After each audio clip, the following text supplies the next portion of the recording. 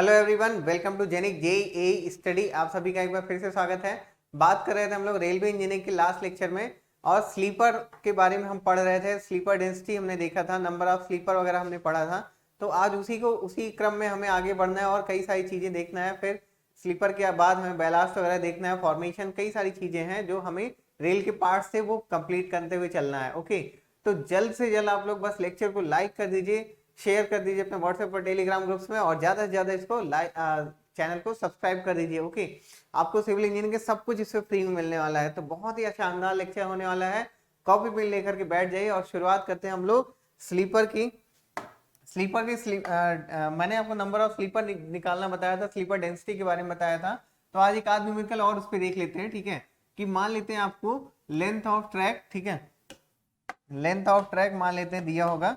ठीक है, length of track आपके पास, ठीक है, मान लेते हैं कि 1450 मीटर है। कितना? 1450 मीटर, या इसको पूरा पूरा कर लीजिए, 1500 मीटर है। ठीक है, और आपको क्या करना है कि आपको निकालना है कि इसके बीच में स्लीपर कितने लगेंगे। और आपको स्लीपर डेंसिटी दी हुई है, स्लीपर डेंसिटी इक्वल टू लिखा हुआ है m+4। ओके, m+4 लिखा हुआ है, या आज हम लोग m+5 करते हैं। उस दिन हमने m+4 किए थे। ठीक है, आज m+5 करते हैं। ठीक, तो m+5 है, यानी स्लीपर डेंसिटी आपके पास m+5 है। तो एक चीज इसमें ये समझना है कि अगर आपको ट्रैक के गेज, ठीक है, जो ब्रॉड गेज है, मीटर गेज है, ये सब नहीं दिया हुआ है, तो आप ब्रॉड गेज मान के चलेंगे। और हम ये मान के चलेंगे कि ये जो m है, मैंने क्या बताया था, length of one rail section, तो हम मान के चलेंगे कि 12.80 है। तो कितना आ जाएगा? 12.8 को हम क्या मान लेते हैं, 13 मान के चलते हैं। ठीक है, तो 13 + 5 ये कितना आ जाएगा? 18। अब नंबर ऑफ स्लीपर कितना हो जाएंगे? ठीक है, number of sleeper equal to कितना हो जाएगा? Length of track upon length of one rail section. कितना है? 13 मीटर मानते हैं, क्योंकि 12.8 को हम 13 लिखते हैं, और यहाँ पे आपका हो जाएगा 18, यानी कि स्लीपर डेंसिटी। तो अब इसको आपको कैलकुलेट करना है। ठीक है, कर लीजिए, कितना हो जाएगा? 1, और ये यहाँ बचेगा 2 0। ठीक है, फिर अगेन एक जाएगा, और उसके बाद फिर 7 0 ये आ जाएगा 115, और पॉइंट में समथिंग, खैर, और 115 18 से मल्टीप्लाई कर लेंगे, यहाँ पे आ जाएगा 90। ठीक है, और इसके बाद फिर यहाँ पे बचेगा 9 18 9 27 2, और लगभग ये 2070 के आसपास आ जाएगा। ठीक है, और पॉइंट में अगर आप करते हैं तो थोड़ा बहुत वेरिएशन हो जाएगा। ठीक है, तो हम क्या करते हैं, थोड़ा बहुत ज्यादा ही लेकर के चलते हैं हमेशा, क्योंकि हो सकता है बीच में कहीं टर्नआउट भी आए। ठीक है, तो वो सब चीजों को ध्यान रखते हुए, और गैप मैंने बताया था लगभग 30 से 35 सेंटीमीटर गैप दे करके चलते हैं। ओके, तो अब इसके बाद फिर देखिए, इसके बाद आपका ये है कि ये तो हो गया आपका स्लीपर डेंसिटी के बारे में। अब देखते हैं किसके बारे में, टाइप ऑफ स्लीपर के बारे में।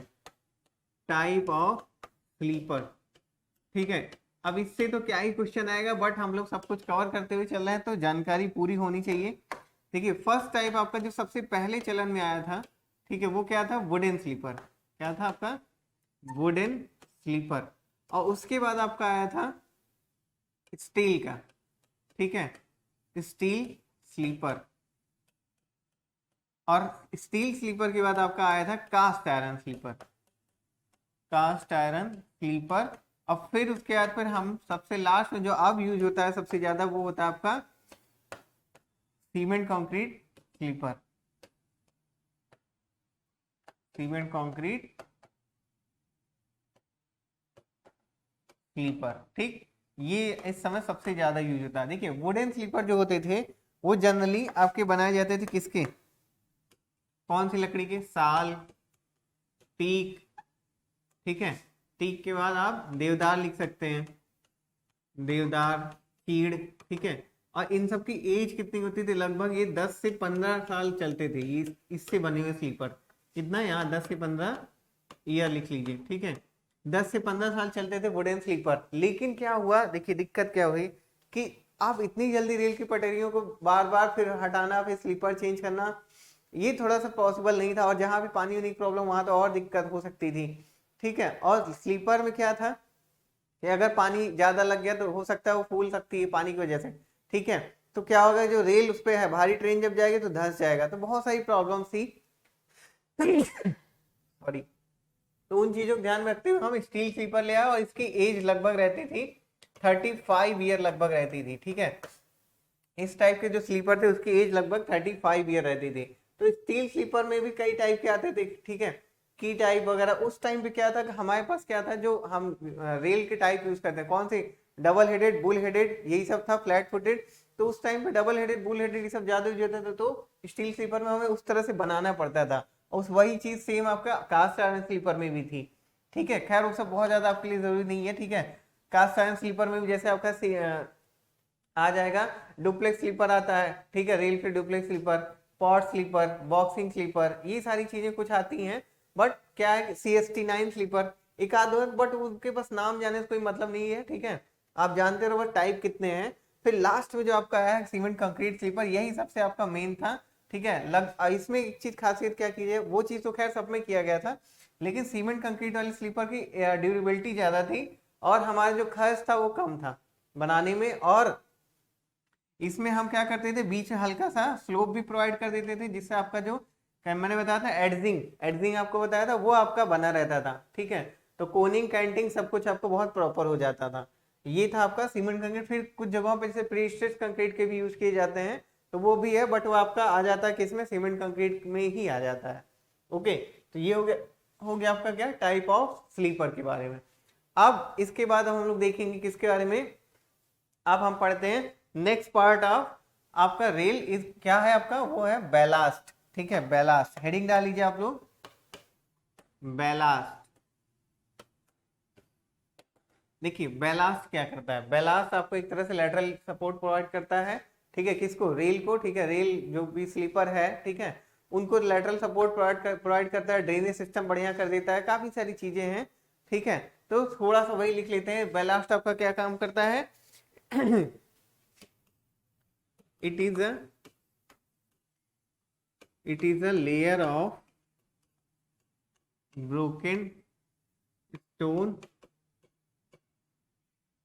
or crushed aggregate. It is a layer of broken aggregate, broken stone or crushed aggregate. Okay, ये क्या काम करता है, it is a layer of laid and packed below, ठीक है, laid and packed below and side of the sleeper. यानी कि आपका बैलास्ट क्या होता है कि एक तरह से बुके स्टोन के टुकड़े होते हैं या क्रश एग्रीगेट्स होते हैं, ठीक है, जिनको आप कहाँ पे रखते हो, ठीक है, या तो स्लीपर के नीचे उनके अगल बगल हम बिछा देते हैं, यही काम करते हैं, ठीक है। अब ये क्या काम करता है, ठीक है। एक तो ये यूज टू यहां पे लिख दीजिए it is used to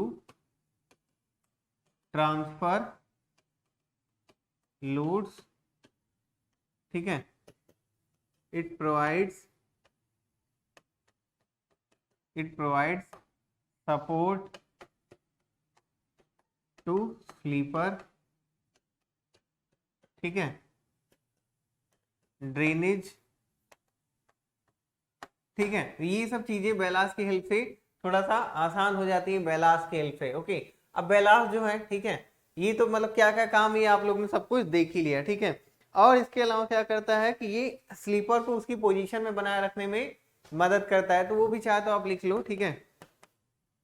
it is use to make sleeper, it is use sleeper in their position, it is position, ठीक है।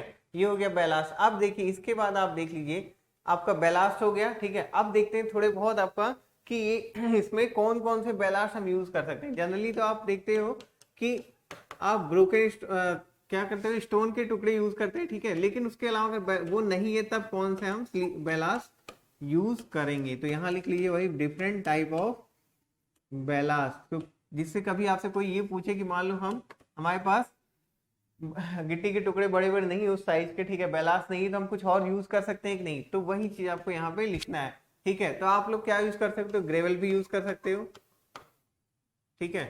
और ग्रेवल ग्रेवल के अलावा और क्या क्या यूज कर सकते हो, सैंड यूज कर सकते हो, ठीक है।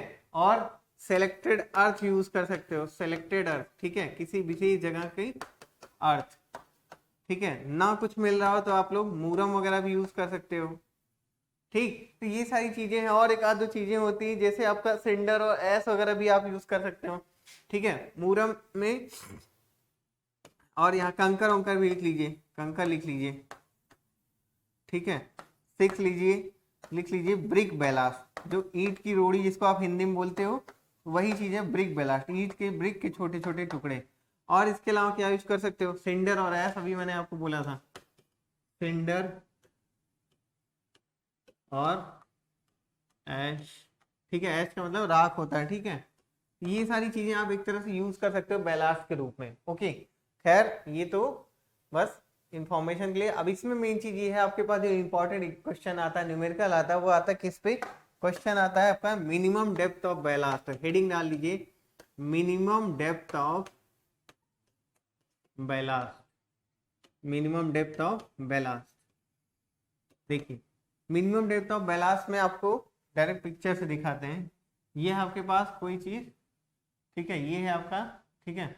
इसमें ये बताया गया है कि जो आप बेलास्ट प्रोवाइड करते हो, ठीक है, वो कितने डेप्थ तक देना चाहिए, ठीक है। तो बस वही चीज यहाँ पे इसमें हमें देखना है।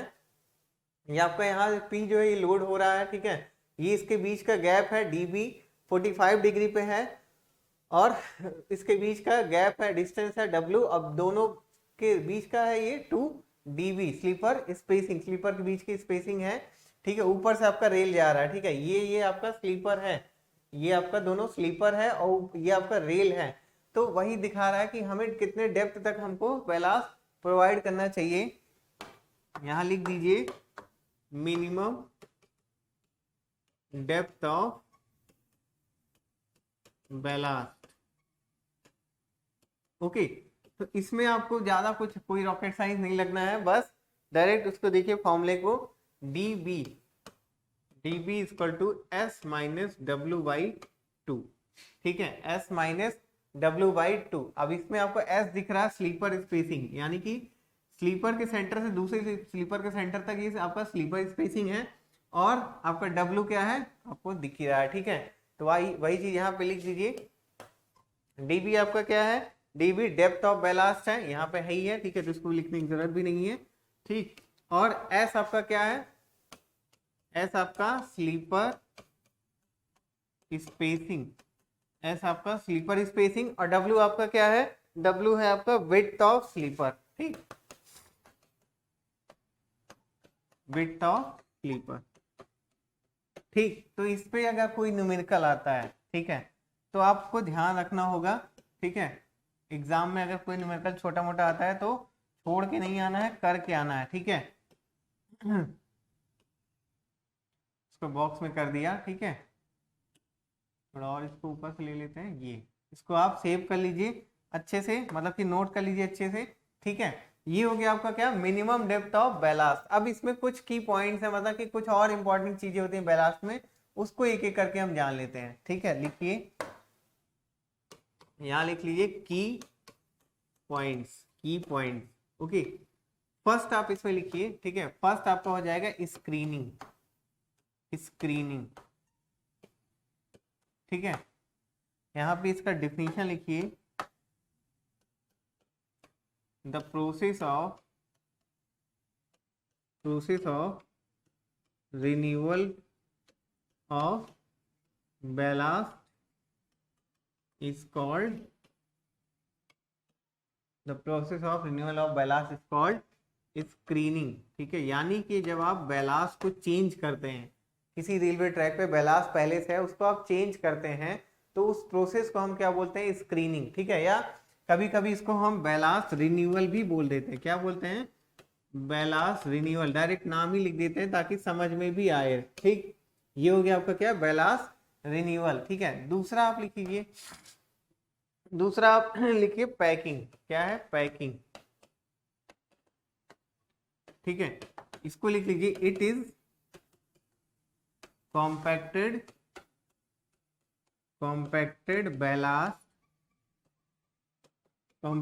ballast cushion laid below the sleeper। ठीक है, लेड बिलो दी स्लीपर, यानी कि ये बैलास्ट होता है। ठीक है, इसको हम बैलास्ट कुशन भी कभी कभी बोल देते हैं, जो स्लीपर के नीचे बिछाया जाता है, स्लीपर के नीचे। ओके, और इसके अलावा लिख लीजिए थर्ड आप बॉक्सिंग। बॉक्सिंग क्या है आपका, हेडिंग बॉक्सिंग। ठीक है, बॉक्सिंग में आप क्या लिखेंगे, देखिए बॉक्सिंग में लिख लीजिए, it is placed on the side of the sleeper। It is placed on the side of the sleeper which also provide lateral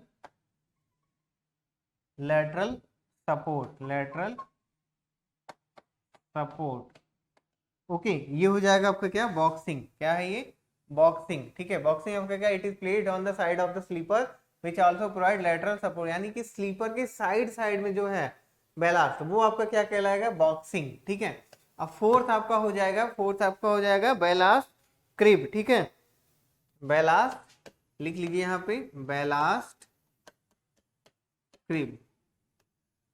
ठीक है, लिख लीजिए, it is placed between two sleeper, यानी कि दो स्लीपर के बीच में। ठीक है, जो बैलास्ट रहेगा उसको हम क्या बोलते हैं, बैलास्ट क्रिब। तो ये दो तीन नाम है, इसको ध्यान रखी रहिए, पैकिंग, बॉक्सिंग और बैलास्ट क्रिब। पैकिंग कभी बैलास्ट कुशन भी बोल देते हैं, और स्क्रीनिंग को हम बैलास्ट रिन्यूअल भी बोलते हैं। ओके, तो बस यही चीज आपको ध्यान रखनी है। ठीक है, फिर अब इसके बाद हम लोग चलते हैं किस पे, फॉर्मेशन पे। किस पे चलते हैं, फॉर्मेशन। तो फॉर्मेशन हेडिंग डाल लीजिए। अब आपको देखिए फॉर्मेशन देखना है, तो डायरेक्ट फॉर्म ये देखते हैं, पिक्चर से देखते हैं पहले। फॉर्मेशन मैंने आपको ये पिक्चर पहले भी दिखाया था। फॉर्मेशन आपका क्या है, यहाँ पे दिख रहा है, सबग्रेड को स्टेबिलिटी प्रोवाइड कर रहा है, या सबग्रेड भी इसको कभी डायरेक्ट हम सबग्रेड ही बोल देते हैं। ठीक है, तो यहाँ हेडिंग डाल लीजिए, फॉर्मेशन। क्या है ये आपका, फॉर्मेशन। ठीक है, या इसी को हम लोग क्या बोल देते हैं, सबग्रेड। ठीक है, अब ये क्यों बनाया जाता है ये आपको पता है। ठीक है, पहले भी बता चुका हूं, बट ये इसकी जो विड्थ है किस पे डिपेंड करती है, तो ये डायरेक्ट लिखते हैं, width of formation depends upon, width of formation depends upon, किस पे डिपेंड करता है, दो चीजों पे डिपेंड करता है। एक तो कि कितने नंबर ऑफ ट्रैक हैं। ठीक है, यानी कि कितने नंबर ऑफ ट्रैक आप यूज कर रहे हो। ठीक है, जैसे एक रेल लाइन, उसके बगल एक और रेल लाइन है, उसके बगल एक और रेल लाइन है, तो आपका क्या, सबग्रेड का विड्थ तो बढ़ जाएगा। ठीक है, तो लिख सकते हैं यहाँ पे नंबर ऑफ ट्रैक।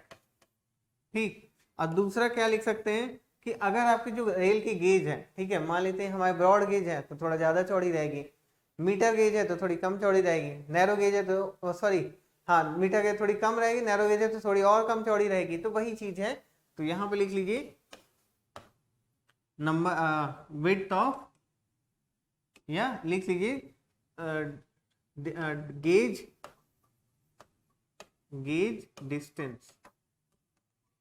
ठीक है, तो इस दो चीजों पे आपका फॉर्मेशन या सबग्रेड डिपेंड करता है। अब इसके क्या क्या फंक्शन होते हैं समझ रहे हो, लोड ट्रांसफर कर रहा है नीचे की तरफ, ठीक है, और स्टेबिलिटी प्रोवाइड कर रहा है, ड्रेनेज सिस्टम प्रोवाइड कर रहा है, सब यही सब चीजें फिर से है कुछ है, ये सब चीजें आपके कोई विशेष काम की नहीं है। ओके, इसमें एक आध चीज ये होता है कि सबग्रेड जो होता है, ठीक है, उसका अगर हमें इंप्रूवमेंट करना हो, यानी कि सबग्रेड आपका बहुत अच्छा ना हो, तो हम क्या क्या चीजें अपना सकते हैं। ठीक है, तो वही चीज यहाँ लिख लीजिए, सबग्रेड इम्प्रूवमेंट, सबग्रेड इम्प्रूवमेंट, ठीक, यहाँ पे लिख लीजिए सबग्रेड इम्प्रूवमेंट, ठीक। देखिए हेडिंग डालिए सबग्रेड इम्प्रूवमेंट। अब इसमें देखिए क्या क्या तरीके हम यूज करते हैं। जैसे आपके पास सबग्रेड है, मान लीजिए सबग्रेड है आपके पास, मान लीजिए वो मान लीजिए बहुत अच्छी जगह नहीं, जो नीचे की लैंड है बहुत अच्छा नहीं है, तो क्या क्या तरीके हम यूज कर सकते हैं कि जो आपके ऊपर उस पर रेल गुजरनी है वो सही से पास हो जाए और कोई भी मतलब वहां पे ऐसा ना हो कि गड्ढा वड्ढा हो जाए, धंस जाए, घुस जाए, ऐसा कुछ ना हो। समझ रहे हो? तो सबग्रेड के लिए हम क्या क्या यूज कर सकते हैं सबग्रेड इंप्रूवमेंट के लिए? एक तो आपका हो जाएगा इसमें इसमें हो जाएगा एक आपका ब्लैंकेटिंग, ठीक है। फर्स्ट क्या हो जाएगा? ब्लैंकेटिंग, ठीक है। दूसरा हो जाएगा आपका इसमें सैंड पाइलिंग, सैंड पाइलिंग, ठीक। तीसरा हो जाएगा इसमें ग्राउटिंग, ग्राउटिंग, ठीक है। और उसके बाद आप एक काम और कर सकते हो, प्रीकास्ट कंक्रीट, ठीक है, प्रीकास्ट कंक्रीट, प्रीकास्ट कंक्रीट आपका यूज कर सकते हो, ठीक है। तो देखिए ब्लैंकेटिंग का क्या मतलब है? ब्लैंकेटिंग का मतलब ये है कि जो आप सबग्रेड बनाए हो, ठीक है, उसके ऊपर एक और ब्लैंकेट बिछा देना। किस चीज का? आपका ये हो जाएगा नॉन कोहेसिव सॉइल, हम इसमें बिछा देंगे, ठीक है। ये हो जाएगा आपका ब्लैंकेटिंग, यानी कि जो आपने बैलास्ट बिछाया फॉर जो आपका सबग्रेड है उसमें एक नॉन कोहेसिव सॉइल का लेयर एक बिछा देना, ठीक। ये हो जाएगा ब्लैंकेटिंग। सैंड पाइलिंग का मतलब कि हमें क्या करना है, सैंड उसमें डाल देना है, ठीक है, एज ए पाइल, ठीक है, जैसे आप पाइल फाउंडेशन देखते हो उस टाइप से आपको इसमें सैंड की पाइलिंग कर देनी है, उसके बाद तब सबग्रेड बिछा रहे हैं। ग्राउटिंग में हम क्या करते हैं, सीमेंट और सैंड की स्लरी बना लेते हैं, सीमेंट और सैंड, ठीक है। इसको इसमें वाटर मिला के इसका एक तरह से पेस्ट बना लेंगे, ठीक है, या कह सकते हैं मसाला बना लेंगे, और उसके बाद फिर जहां जहां पे जरूरत होगी इसको वहां पे भर देंगे अच्छे से। और ये रेशियो जो है 1:1 से कितने से 1:1 से 1:12 तक हो सकता है, ठीक। ये आपका 1:1 से 1:12 तक हो सकता है। ग्राउटिंग में जो भी है सीमेंट और सैंड का हम क्या करते हैं, मिक्सचर बना लेंगे, ठीक है, वाटर के साथ, और जहां पे जरूरत होगी वहां पे डाल दे सकते हैं। एक तरह से कह सकते हैं इसे स्टेबलाइजेशन कह सकते हैं, सॉइल स्टेबलाइजेशन, ठीक है। और प्रीकास्ट कंक्रीट बार्स, ठीक है, प्रीकास्ट कंक्रीट बार्स ये होता है कि एक तरह से बैलास्ट के सेक्शन टॉप पे ऊपर पे हम लगा देते हैं, ठीक है। तो वही चीज है आपका ये सबग्रेड के इंप्रूवमेंट की टेक्निक्स है। अब इसके अलावा देखिए, इसके अलावा आपका है, ये तो हो गया आपका सबग्रेड इंप्रूवमेंट, ठीक है। फिर सबग्रेड इंप्रूवमेंट के बाद अब कुछ और नई चीजें हैं उसके बारे में हम लोग देखते हैं, ठीक है। वो है आपका track fasting and fixture, last आपका पार्ट है रेल का, ठीक है। आपको मैंने 4 चीजें बताया था, रेल 4-5 चीजें, रेल, स्लीपर, बैलास्ट, फॉर्मेशन, और एक तो रही गया जिससे आप रेल को सेट करते हो स्लीपर पे, वो क्या होता है, रेल फास्टिंग एंड फिक्सचर्स, ठीक है। तो हेडिंग डाल दीजिए आप लोग, rail fastening, fastening and fixtures, rail fasting and fixture, ठीक। ये आपका है लास्ट किसका, रेल के पार्ट का लास्ट पार्ट, ठीक है, जिसमें रेल फास्टिंग और फिक्सचर्स के बारे में देखना है, ठीक है। तो सबसे मेन तो इसमें हो जाता है आपका क्या, सबसे मेन आपका जो हो जाएगा वो हो जाता है फिश प्लेट और फिश बोल्ट और उसके नट्स, ठीक है। क्योंकि आजकल जो हम यूज कर रहे हैं स्लीपर, कंक्रीट के स्लीपर यूज कर रहे हैं, थोड़ी सी एडिटिंग वगैरह दिए रहते हैं, और उसको हम क्या करते हैं, मेन तो क्या होता है कि 2 रेल को जोड़ने के लिए फिश प्लेट जरूरी है, और उसके लिए फिश बोल्ट, ठीक है, और उसके साथ नट। तो डायरेक्ट इसको हम देखते हैं पिक्चर के साथ, ठीक है। ये हो जाता है इसमें, देखिए ये जो है, ठीक है, ये आपका क्या होता है, ये आपका होता है फिश प्लेट, ठीक। और ये आपका क्या हो जाएगा, फिश बोल्ट, ठीक है। और बाकी ये क्या है आपका नट, ठीक है। तो ये 3 चीजें हैं, ठीक है, लिख लीजिए, फिश प्लेट, ठीक, नंबर 2 फिश बोल्ट और नट, ठीक। अब फिश प्लेट का काम आप समझ गए क्या है, ठीक है, यानी कि आपका एक तरह से रेल ज्वाइन करता है, ठीक है, joining, it use to joining the rail कह सकते हैं, ठीक है। और दूसरा फिश बोल्ट आपका इस रेल ज्वाइंट के फिश प्लेट के काम में आता है, ठीक है। और नट आपका to tighten the fish bolt, ठीक है, बस यही कह सकते हैं। ये आप समझ गए। इसके अलावा और क्या चीजें यूज होती हैं, देखिए इसके अलावा आप कुछ देखो, ये तो आपका लेटेस्ट, यानी कि ये हर जगह यूज होना, पहले से जमाने से यूज होता हुआ चला आ रहा है, क्योंकि रेल तो आप जोड़ते ही थे, है ना, रेल आपके पास एक एक सेक्शन, ठीक है, मैंने आपको लेंथ बताया था 12.80 मीटर होता है, तो उसके बाद रेल खत्म हो जाएगा, तो आपको, ठीक है, कुछ ना कुछ तो ज्वाइंट प्रोवाइड करना ही पड़ेगा। ओके, इसके अलावा आप यूज करते हैं जैसे चेयर वगैरह, स्पाइक वगैरह, वो भी आगे पिक्चर से देखते हैं। देखिए रेल को आप स्लीपर के साथ कैसे जोड़ेंगे, ठीक है, तो उसके लिए हम यूज कर देंगे, क्या है ये आपका चेयर, क्या है ये चेयर, इसी को हम चेयर बोलते हैं, ठीक है। और ये जो यहाँ पे लगा है ना कील टाइप का, ये स्पाइक होता है, आगे उसके भी देखेंगे। तो ये आपका क्या है, ये चेयर है, ठीक है। चेयर अब किस काम में आएगा, क्या लिख सकते हैं कि it is use to fix the rail, ठीक है, in sleeper, it is use to fix the rail in sleeper. अब ये आपका हो गया क्या, चेयर। अब ये, ठीक है, ये पहले के जमाने में यूज होता था, देखिए ये किस में लगा, वुडन स्लीपर में। अब बीरिंग प्लेट यूज होने लगी है, वो भी आप आगे अभी देखेंगे, ठीक है। तो चेयर आपका हो गया, तो चेयर के बाद आपका क्या है, स्पाइक वगैरह, वही मैंने बताया ना, ये जो है ये, ठीक है, देखिए ये आपका की है, अच्छा जॉइन की है, ठीक है।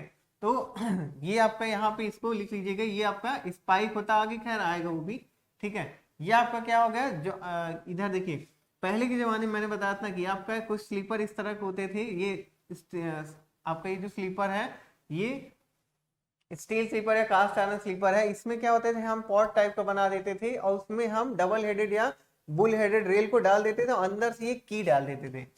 की इसको क्या करता था कि फिसलने नहीं देता था, वो अपनी जगह पे बना रहता था, ठीक है। तो यही आपका है क्या, की।